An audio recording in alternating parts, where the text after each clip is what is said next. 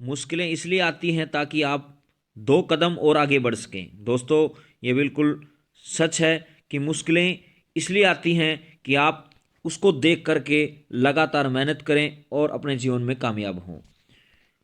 दोस्तों, target job scan में आप सबका स्वागत है। जैसा कि आपको पता है कि माँ बाप का सपना पूरा करने वाला करंट अफेयर्स आपको 8 से 10 क्वेश्चन डेली करंट अफेयर से संबंधित और स्टैटिक जीके को कवर करता है। जो आने वाले डीएसएसबी के एग्जाम है, एसएससी के एग्जाम है या एचएसएससी एग्जाम है, उन सब में यहाँ पर 5 से 6 क्वेश्चन आपको देखने को मिलते हैं।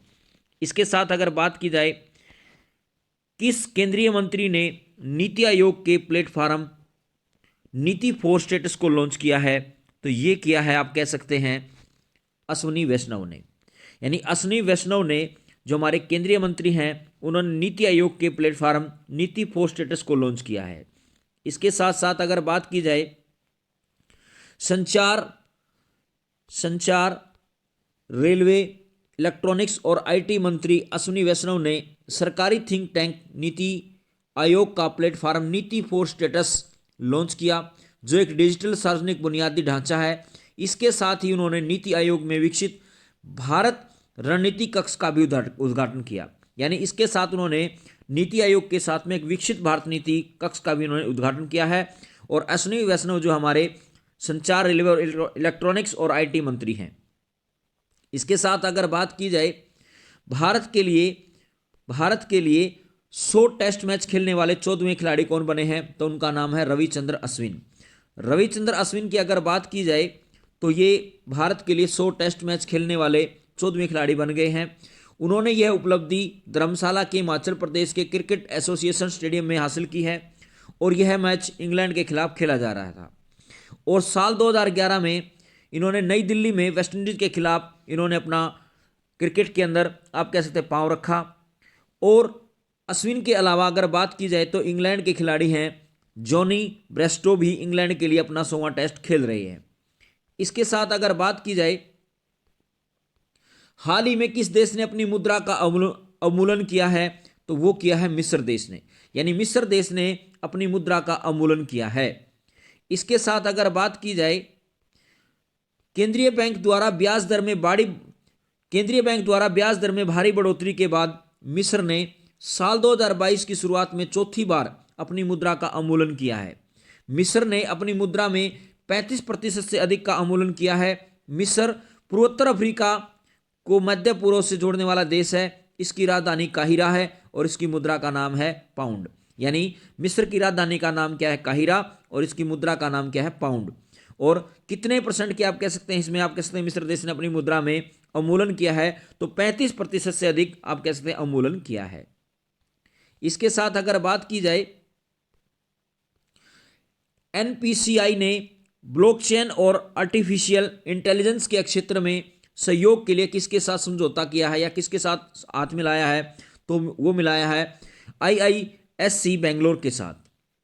इसके साथ अगर बात की जाए, national payment corporation of India ने बुधवार को ब्लॉकचेन और आर्टिफिशियल इंटेलिजेंस तकनीकी पर संयुक्त अनुसंधान करने के लिए भारतीय विज्ञान संस्थान बेंगलोर के साथ, आप कह सकते हैं, समझौता किया।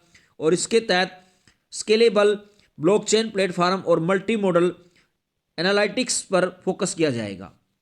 इसके साथ अगर बात की जाए, राष्ट्रीय युवा संसद महोत्सव 2024 में प्रथम पुरस्कार किसने जीता है, तो ये जीता है यतीन भास्कर दुग्गल ने।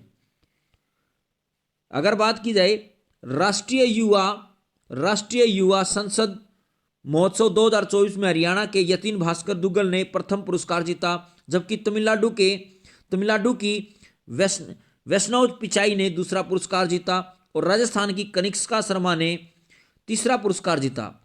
युवा संसद के फाइनल के लिए 87 राज्य स्तरीय विजेता नई दिल्ली में एकत्रित हुए थे। यानी इसमें सबसे युवा संसद महोत्सव जो आप कहते हैं किसने जीता, तो यतीन भास्कर दुग्गल ने जीता। दूसरे स्थान पर अगर बात की जाए, जो हरियाणा से हैं, दूसरे स्तर पर अगर बात की जाए तो तमिलनाडु के वैष्णव पिचाई ने जीता। और थर्ड नंबर पर अगर बात की जाए तो राजस्थान की कनिष्का शर्मा ने तीसरा पुरस्कार जीता। इसके साथ साथ अगर बात की जाए, भारतीय नौसेना ने लक्षद्वीप के किस द्वीप पर अपने नए बेस की स्थापना की है, तो ये की है मिनिकॉय द्वीप पर। इसके साथ अगर बात की जाए, भारतीय नौसेना ने हिंद महासागर के क्षेत्र में अपनी परिचालन क्षमता को बढ़ाने के उद्देश्य से लक्षद्वीप के मिनिकॉय द्वीप में अपना नया बेस आईएनएस जटायु स्थापित किया है। कौन सा बेस स्थापित किया है? तो आईएनएस जटायु स्थापित किया है। इससे पहले नौसेना ने लक्षद्वीप के कावारती में आईएनएस द्वीपरक्षक की स्थापना की थी। यानी इससे पहले कौन सा आप कह सकते हैं नया बेस बनाया था? तो उसका नाम था द्वीपरक्षक, और वो बनाया गया था लक्षद्वीप के कावारती में। और अभी कहां पर बनाया गया है? वो लक्षद्वीप के मिनिकॉय द्वीप पे बनाया गया है, और उसका नाम है आईएनएस जटायु। नौसेना प्रमुख एडमिरल आर हरि कुमार ने लक्षद्वीप में दूसरे नौसैनिक अड्डे का उद्घाटन किया। इसके साथ साथ अगर बात की जाए नीति आयोग किसके सहयोग से फ्रंटियर टेक्नोलॉजी लैब लॉन्च किया है? तो ये किया है मेटा के साथ। यानी नीति आयोग ने मेटा के सहयोग से फ्रंटियर टेक्नोलॉजी लैब्स लॉन्च की है। इसके साथ अगर बात की जाए अटल इनोवेशन मिशन, नीति आयोग ने मेटा के सहयोग से फ्रंटियर टेक्नोलॉजी लैब्स लॉन्च किया है। इसका उद्देश्य युवाओं को नवाचार करने के लिए सशक्त बनाना, और अब तक एआईएम ने भारत के 722 जिलों के स्कूलों में 10,000 अटल ट्रैकिंग लैब्स स्थापित की हैं। यानी अब तक आप कह सकते हैं एआईएम ने भारत के 722 जिलों में जो स्कूल हैं उनमें 10,000 अटल ट्रैकिंग लैब स्थापित की हैं। अब बात करते हैं कुछ विशेष रूप से जो क्रांतियां होती हैं आपके एग्जाम में बहुत बार पूछी जाती है, जो स्टैटिक जीके में भी कवर होती है हमारी। तो जैसे हरित क्रांति, जो आप कह सकते हैं हरित क्रांति का उत्पादन जो है, हरित क्रांति का संबंध किससे है? खाद्यान्न उत्पादन से है। श्वेत क्रांति का संबंध किससे है? दूध उत्पादन से है। इसके साथ साथ अगर बात की जाए पीली क्रांति का संबंध किससे है? तिलहन उत्पादन से है। कृष्ण क्रांति का संबंध किससे है? बायोडीजल उत्पादन से है। इसके साथ अगर बात की जाए नीली क्रांति का संबंध किससे है? मत्स्य उत्पादन से है। भूरी क्रांति या धूसर क्रांति या स्लेटी क्रांति का संबंध किससे है? सीमेंट, उर्वरक और ऊन उत्पादन से है। रजत क्रांति का संबंध किससे है? अंडा या मुर्गी पालन से है। बहुत बार पूछा गया क्वेश्चन है। इसके साथ साथ अगर बात की जाए सुनहरी क्रांति का संबंध किससे है? फल उत्पादन से है।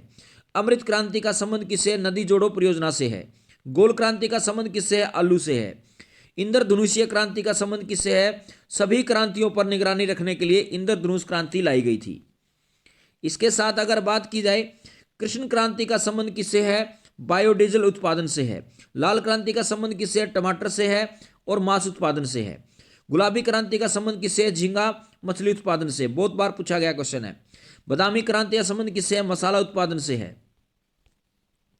इसके साथ साथ अगर बात की जाए सनराइज या सूर्योदय क्रांति का संबंध किससे है? इलेक्ट्रॉनिक उद्योग के विकास के लिए है।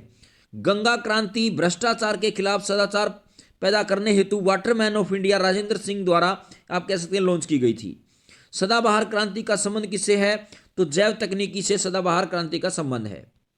इसके साथ अगर बात की जाए ग्रीन गोल्ड क्रांति का संबंध किससे? चाय उत्पादन से है। खाद्य श्रृंखला क्रांति का संबंध किससे? खाद्यान्न, सब्जी और फलों को सड़ने से बचाने के लिए है। खाकी क्रांति का संबंध किससे है? चमड़ा उत्पादन से है। व्हाइट गोल्ड क्रांति का संबंध किससे है? कपास उत्पादन से है। तो दोस्तों सैफ्रॉन क्रांति का संबंध किससे है? केसर उत्पादन से है। केसर उत्पादन से है सैफ्रॉन क्रांति का संबंध। हरित सोना क्रांति का संबंध किससे? बांस उत्पादन से है। मुख क्रांति का संबंध किससे है? मोटे अनाजों के उत्पादन से है। प्रामणी क्रांति का संबंध किससे है? भिंडी उत्पादन से है। अब बात करते हैं कुछ और स्टैटिक जीके क्वेश्चन है जो बार बार आपके एग्जाम में पूछे जाते हैं। किसके काल में बोर्ड ऑफ रेवेन्यू की स्थापना की गई? तो यह की गई थी वारेन हेस्टिंग्स के समय में। किस अंग्रेज को प्रशासनिक सेवा का जनक कहा जाता है? तो यह कहा जाता है लॉर्ड कॉर्नवालिस को। इसके साथ साथ अगर बात की जाए स्थायी बंदोबस्त के तहत जमींदार को पूरे राजस्व का कितना प्रतिशत राज्य को देना होता था? तो ये देना होता था 89%। भारत में भारतीयों द्वारा 1881 में स्थापित तथा उनके प्रबंधन में चलने वाला सीमित देयता का प्रथम बैंक कौन सा था? तो उसका नाम था अवध कॉमर्शियल बैंक। यानी भारतीयों के द्वारा भारत में ही आप कह सकते हैं स्थापित किया जाने वाला पहला बैंक कौन सा था जो 1881 में स्थापित किया गया? तो उसका नाम था अवध कॉमर्शियल बैंक। इसके साथ साथ अगर बात की जाए प्रथम पंचवर्षीय योजना कब लागू की गई, आप कह सकते हैं 1951 से 56 तक, और इसका प्राथमिक उद्देश्य क्या था, कृषि की प्राथमिकता। यानी पंचवर्षीय योजना संबंधित 1 से 2 क्वेश्चन पूछा जाता है तो उसको हम कवर करते हैं। तो प्रथम पंचवर्षीय योजना 1951 से 56 के बीच चली और कृषि की प्राथमिकता इसमें थी। दूसरी पंचवर्षीय योजना की बात करें 1956 से 1961 तक चली और उद्योग क्षेत्र की प्राथमिकता इसमें रखी गई थी। इसके साथ अगर बात की जाए तीसरी पंचवर्षीय योजना 1961 से 66 तक चली और इसमें भी कृषि और उद्योग पर प्राथमिकता रखी गई। चौथी पंचवर्षीय योजना की बात की जाए 1969-74 के बीच चली, न्याय के साथ गरीबी के विकास को हटाया। यानी न्याय के साथ साथ गरीबी के विकास को हटाना इसमें आप कह सकते हैं या बढ़ाना आप कह सकते हैं उसका उद्देश्य था। इसके साथ अगर बात की जाए पांचवी पंचवर्षीय योजना 1974 से 79 के बीच चली, गरीबी और आत्मनिर्भरता को हटाना इसका मुख्य उद्देश्य था। यानी आप कह सकते हैं इसमें गरीबी हटाओ का नारा भी दिया गया था पांचवी पंचवर्षीय योजना के दौरान। छठी पंचवर्षीय योजना की बात की जाए तो 1980 से 85 के बीच चली और पांचवी योजना के रूप में अगर बात की जाए तो आप कह सकते हैं इसमें जितने भी प्रोजेक्ट थे उनके ऊपर जोर दिया गया था। सातवीं पंचवर्षीय योजना की बात की जाए 1985 से 90 के बीच चली, फूड प्रोडक्शन, रोजगार और उत्पादकता पर आप कह सकते हैं ध्यान दिया गया। आठवीं पंचवर्षीय योजना की बात की जाए तो 1992 से 97 के बीच चली, रोजगार के नए अवसर खोजे गए, जनसंख्या पर नियंत्रण किया गया। इसके साथ अगर बात की जाए नौवीं पंचवर्षीय योजना 1997 से आप कह सकते हैं 2002 तक चली और इसमें 7% की विकास दर को रखा गया था। 10वीं पंचवर्षीय योजना की बात की जाए तो 2002 से 2007 तक चली, स्वरोजगार और संसाधनों का विकास इसमें किया गया। 11वीं पंचवर्षीय योजना की बात की जाए तो 2007 से 12 तक की गई। आप कह सकते हैं व्यापक और तेजी से विकास किया गया, यानी आप कह सकते हैं बहुत तेजी से इसमें विकास की धारणा को रखा गया था। अगर बात की जाए 12वीं पंचवर्षीय योजना की तो 2012 से 2017 के बीच चली, स्वास्थ्य, शिक्षा और स्वच्छता, इन पर आप कह सकते हैं काफी सुधार किए गए और इनका विकास किया गया। दोस्तों, अगर आपको हमारी मेहनत अच्छी लग रही हो तो हमारे चैनल को सब्सक्राइब करें, लाइक करें, कमेंट करें और ज़्यादा से ज़्यादा शेयर करें। अपने माता पिता का सम्मान करें, देश के जवानों का सम्मान करें, हमेशा मुस्कुराते रहें, हंसते रहें। और डिस्क्रिप्शन में आपको टेलीग्राम का लिंक दिया हुआ है जिसको आप ज्वाइन कर सकते हैं और आपको उसी टेलीग्राम चैनल पर ही आपको PDF फाइल भी मिल जाएगी जो करंट अफेयर से संबंधित है और उसको पढ़ करके आप अपने एग्जाम के अंदर 4 से 5 क्वेश्चन को ठीक कर सकते हैं। धन्यवाद।